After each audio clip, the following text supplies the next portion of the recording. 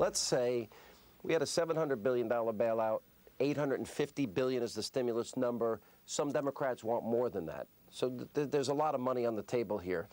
Largest, transfer of wealth and control to the government in the history of this country, as you were pointing out earlier here.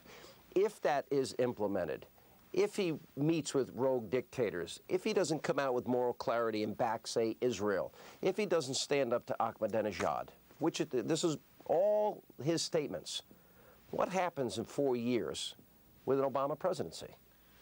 Well, who can know? I do think that he is going to overreach. I think the Democrats are going to overreach. This thing that happened all day Sunday, the Wellstone Memorial on steroids. Oh, boy. And they overreached on that. I don't know that he's going to do all of those things. I think he's going to say he's going to do all those things. He's going to placate. I think he's going to face a whole different set of realities once he actually gets in the Oval Office and starts doing things. But the financial stuff's done. And we're looking at $1 trillion deficit this year, even before a stimulus package. I don't know where we're getting the money for this. But this hasn't, Sean, it wasn't 6 months ago that the Democrats out ripping Bush for deficit spending. It was horrible, it was rotten. Now, of course, the question is, can we spend it fast enough to save America? It's a bill of goods, and a lot is going to depend on how long the media sticks with this. I think they can't let him fail. And there are enough Americans who are simple sponges that watch news twice a week, believe what they see, and are done with it. The culture, we've lost the culture, Sean. We have lost pop culture. It is unrealistic to expect that people watching MTV, going to see the rot Hollywood's putting out, listening to the rot music is today, and every 4 years they're going to go to a voting booth and vote Republican or conservative. And this is something that we haven't even addressed publicly. In an electoral way, a strategic way, but that's going to have to be done as well. But if he's a big failure in reality, will the media portray it that way? At some point, it's got to become him. No, wait. See, I got arguments with people about this. To this day, FDR is still a hero, and true. Hoover is the idiot. Hoover is the guy that broke the country.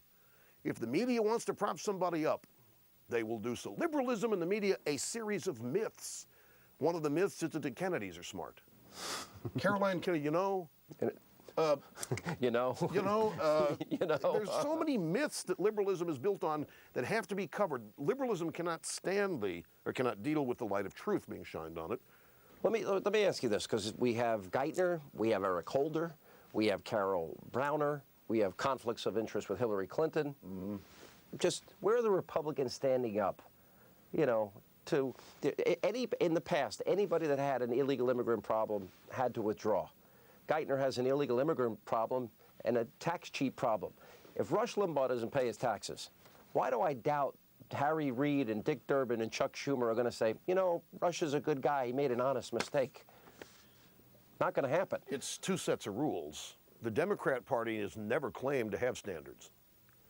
Only once in my memory have they claimed to have ethics, and that's when Pelosi promised the most ethical Congress in 2006 after the elections. If they actively promote no standards for themselves, then how can they violate them? As far as the liberal media is concerned, Geithner's too important to fail. He's the only man who can fix this. Hillary, ethics? What is this? There's no ethics violation.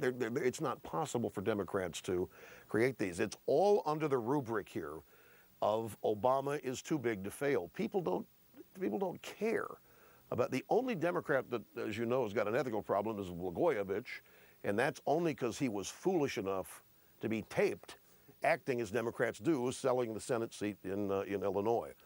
But so I think it's a waste of time to focus on the Geithners. You pointed out, but we can point it out. We can point out the conflicts of Hillary, but it's not going to change voters' minds about who they are.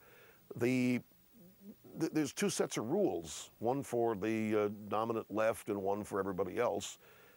And Geithner, for example, you use him, he's too important. He's the only guy that understands this. So this is everybody does. That's the constant excuse. Everybody has sex with their intern. Everybody, leaves the stain in the blue dress. Everybody does this. If Rush Limbaugh did it, there'd be a different story. Let me ask you about the outgoing president. I appreciate the fact that George W. Bush went for an NSA program, a Patriot Act, enhanced interrogations, used all his political capital, sacrificed any public opinion approval numbers, and at the end of the day, it reformed our national security, kept the country safe. You don't hear a good word about him. No, what are your thoughts about him? What are your thoughts? I think he's a decent man. He had a reverence for the office. That's why he didn't get partisan.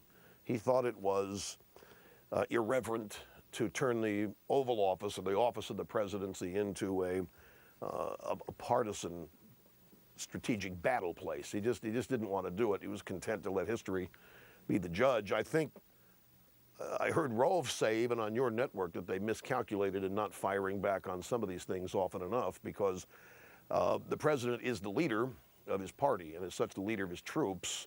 And while he's being criticized to smithereens, everybody who voted for him is at the same time. And those people need leadership. The American people crave leadership. Our side doesn't offer any electoral leadership. There's not one elected official that is offering our side any leadership. That's one of the things Obama does. He makes people think he's leading them. He inspires confidence in them. And we have to admit that. And it's not going to help us to continue to cave and invest our hopes in him. I know what our strategy. They're hoping he fails so that they can go back. We wanted him to succeed. We gave it everything we got. We worked with him, but that's not how it works. Because whenever they fall out of unison with him, if they do, the attacks on them are just going to be vicious. It's coming. It's coming. They should know that it's going to happen no matter what they do, so do the right thing. But Bush, decent man, and his I don't think people understand. You're president of the United States, 9/11 happens. You don't know what's going to happen the next 2 hours, that night, the next day. You take the oath of office, defend and protect the Constitution and the people. Obviously, they had to focus exclusively on that. That's the job, as he determined it, and we haven't been hit since in this country. Yeah, domestic policy, he did some things that puzzled us, creating a new entitlement, the whole immigration thing, signing campaign finance reform.